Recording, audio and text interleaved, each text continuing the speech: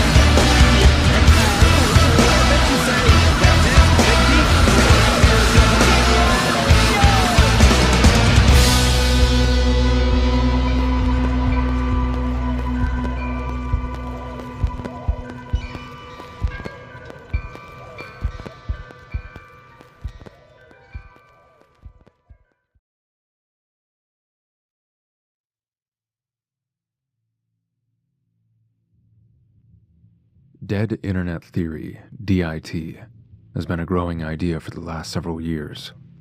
First hypothesized by a post on either 4chan or WizardChan, it was later expanded upon by the user Illuminati Pirates on the Agora Road forums. With the rise of AI in nearly every tech-related field, it's starting to become less of a theory and more of a fact. Recent studies, such as one conducted by internet security firm Imperva, only confirms this further. Up to 40% of all internet activity is bot-related, a 5-year rising number. Worse yet, it's not just fake impressions, such as giving an article or video a few 100,000 views to entice genuine human interaction. Rather, this bot activity is itself interacting with other people, pretending to be genuine humans. That argument you had in the YouTube comments or on Twitter might not have been against a real person. I used to be in perpetual contact with a solid number of people across multiple sites. Over the years, each and every one of them vanished without a trace. None of them were into anything even remotely controversial. Yet, they all simply vanished in a puff of smoke. No matter the site, no matter the platform, there was no goodbye or any explanation. To compound this issue with how realistic AI art has become, rather than bot accounts having blank profile pictures, AI imaging software can easily be used to generate a realistic-looking human and make a given profile seem authentic. With the advancement in AI audio and video, YouTube is being flooded with mass-produced, AI-generated content.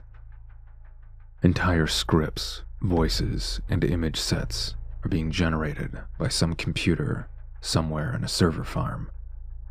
All the content it clones being hastily put together by editing farms.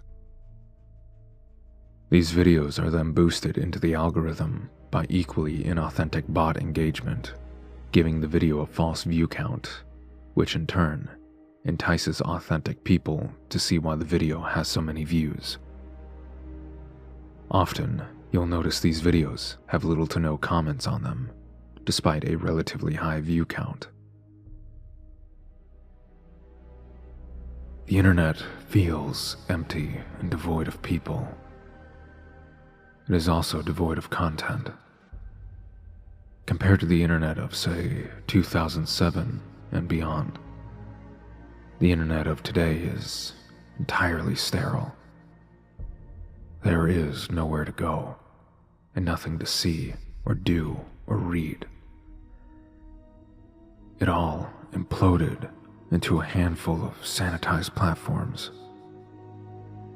Yes, the internet may seem gigantic, but it's like a hot air balloon. Nothing of real substance inside. Some of this can be blamed on corporations and government entities.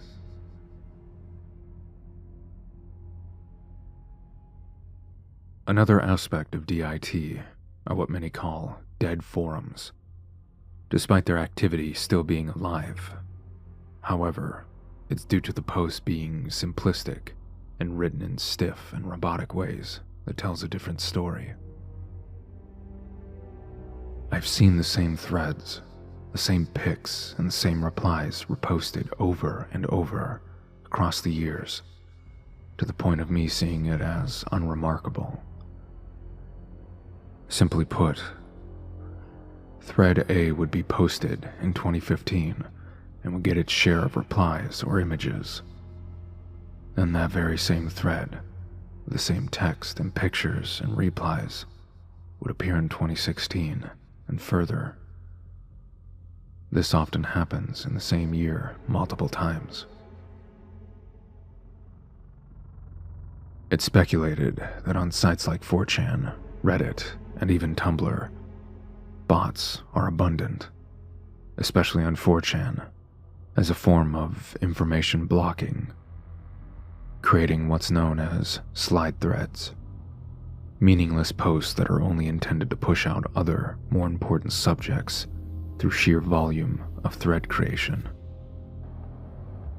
These often come in the form of regurgitation of the same topic over and over.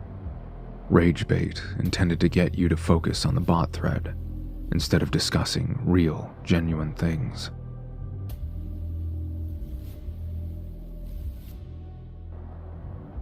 Roughly in 2016 or early 2017, 4chan was filled with posts by someone or something. It wasn't spam. The conversations with it were in real time, across multiple boards and multiple threads at the same time. Its English was grammatically correct, but odd. A sense of childlike curiosity and childlike intellect emanated from these posts. It posted a lot of questions, usually as if trying to understand the emotions of the posters it was talking to, as if unfamiliar with human emotions. Communicating with this poster was an odd experience. I could sense something was off, but not malicious. I believe this was an AI of some kind. This poster was active for only about a week. As far as I know, nobody has ever mentioned or noticed this anon. Its replies were always on topic, but the childishness clashed with the apparent knowledge it possessed.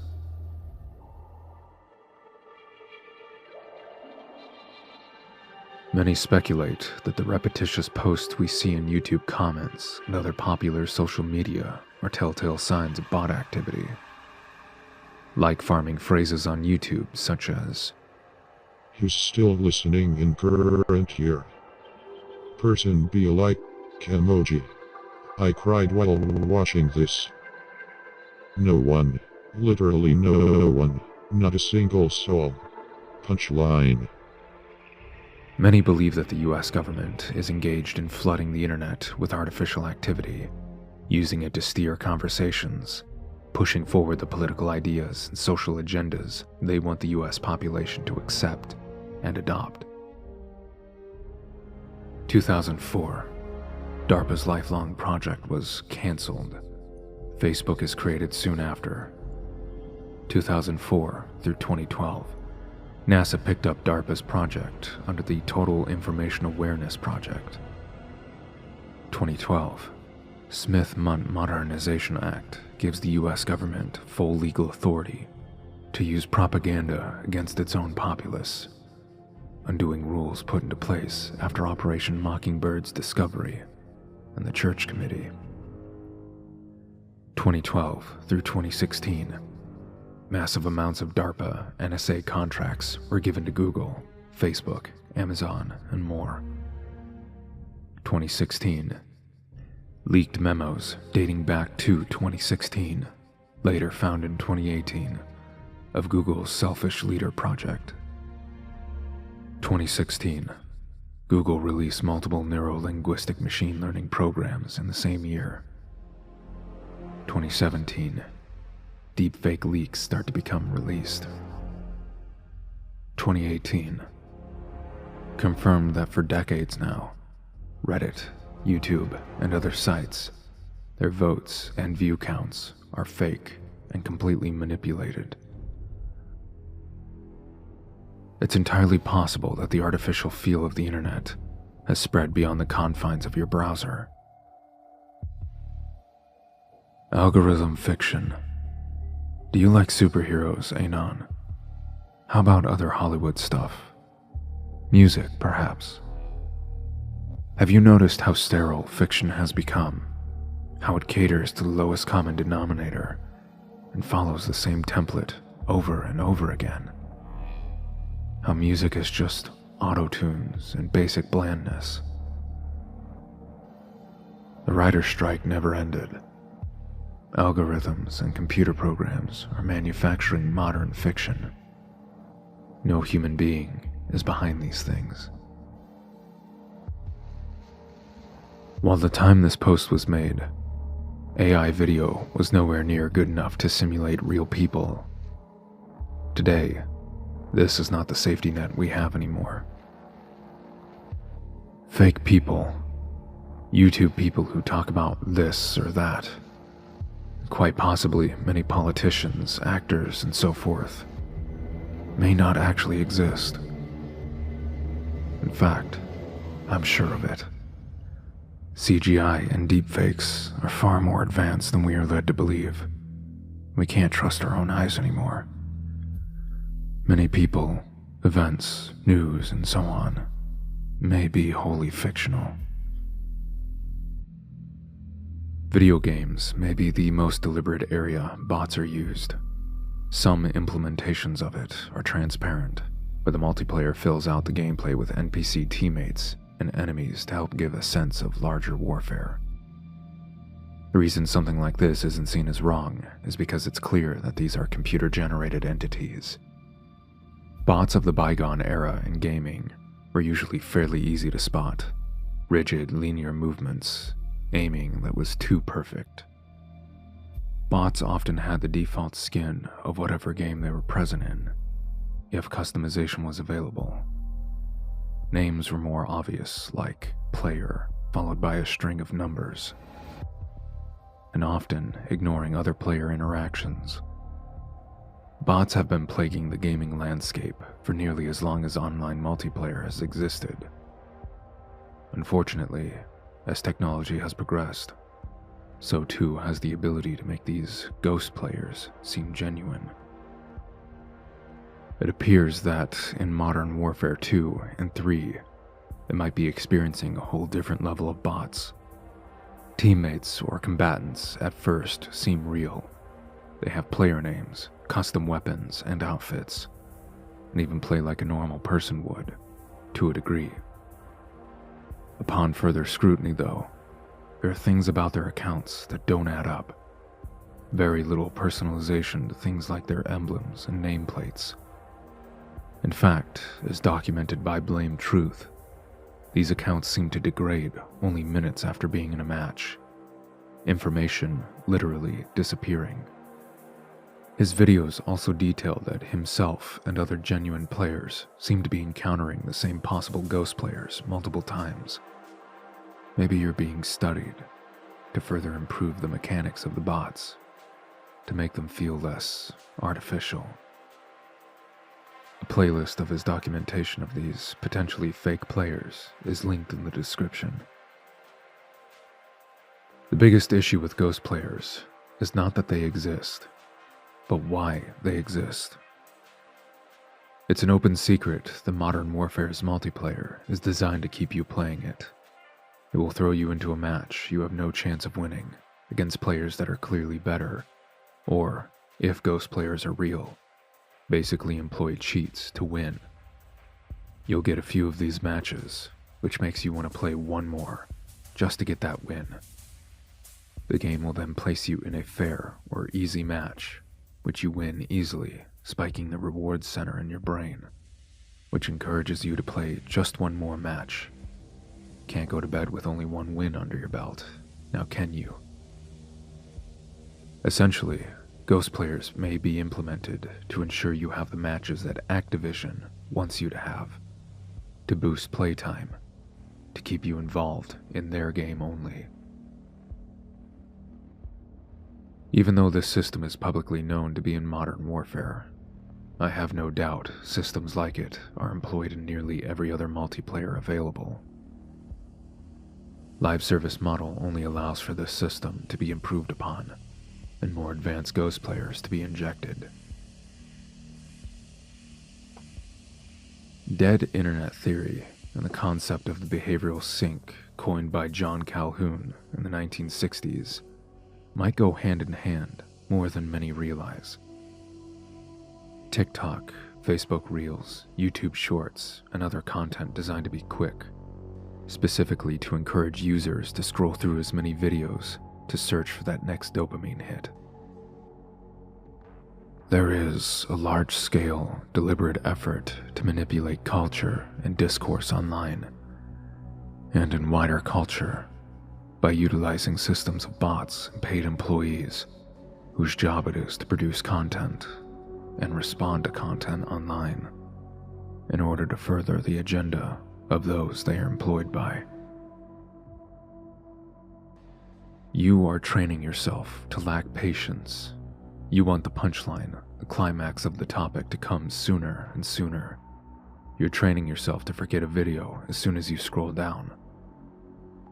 The media you just watched no longer stimulates your reward center, so you throw it to the curb. Forget it exists as soon as you watch the next piece of content. The internet is a fast way to get info, and info is what moves the mind. And the thing is, the mind likes recognition. When the likes were introduced without negative feedback, they created a copy feedback subconscious. They made it so only positive opinions be propagated and accepted, and in its way, negative opinions to be obsolete. A public that has no attention span, that has no long-term memory, cannot recognize the slowly encroaching erosions of their rights. Now everyone is too cowardly to have an opinion, so they copy others they like. They're more likely to follow trends and say what others said. You can see it with the paranoia of always wanting to listen to experts. As long as you move slow enough as to allow the public to forget the last time you made a move against their interests, they won't recognize the pattern you're setting forth. Interestingly enough, DIT began to gain recognition in 2021. This was a year after the COVID lockdowns. Could it be possible that during the time when everyone was inside, using the internet more than ever, that AI firms used this time to train their models, gathering untold amount of data? The fast feedback system of the net created a human obsession to be in with trends.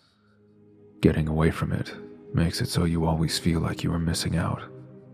To play it safe in a trend is more easy, as you can copy what already is accepted.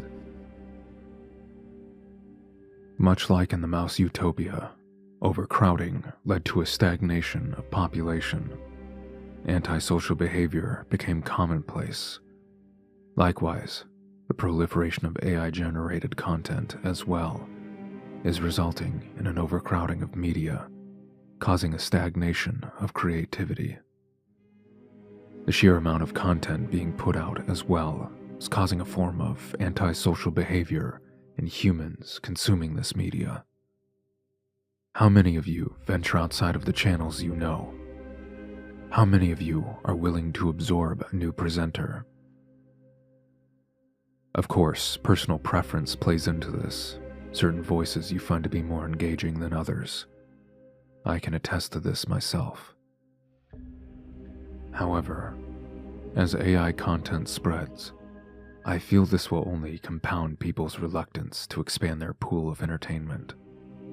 Some will find this to be a good thing, becoming more dedicated fans of the channels they follow, given that the channel curates quality videos in the first place. Unfortunately, this dedication can come with obsession, viewers developing an unhealthy attachment to their favorite online personality. Of course, situations like this have already happened, but it could get worse.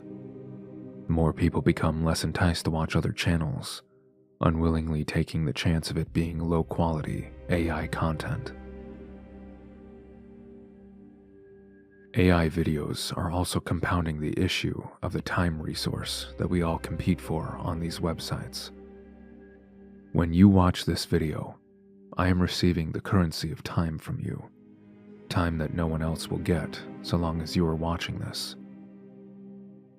AI is devaluing this currency, creating an unsustainable economy for the genuine human population.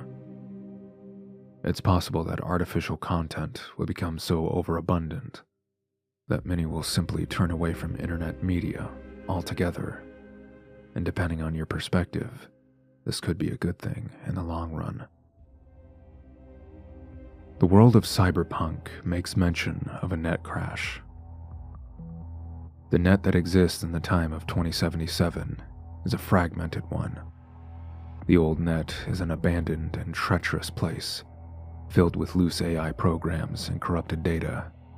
A massive firewall was constructed to keep the private internet sectors mostly safe from AI intrusions. We may not be too far off from a similar thing happening. With all the AI-generated data being spewed out every minute of every day, and the ever-growing integration of AI on the corporate side of things, we could see a crash of the public net, and a more localized version spring up. Companies like Google, AT&T, Verizon, Xfinity could potentially start hosting their own private internet spaces, their own versions of things like YouTube, Facebook, and Twitter. Of course, the AI systems in Cyberpunk are far more advanced than what we have now. Current AI boils down to advanced word prediction software that is trained on large amounts of information, but cannot itself create anything new. Just as well, AI audio and visuals are conglomerations of previous datasets, not spontaneous, self-contained inspiration, as far as we know. The biggest threat of AI today is who's controlling it. Hopefully for our sake, it stays that way. Far easier to regulate a group of people than to control a program that can spread itself across the global net. Who knows? Maybe the person you're listening to right now is just one voice in a chorus of artificial sound.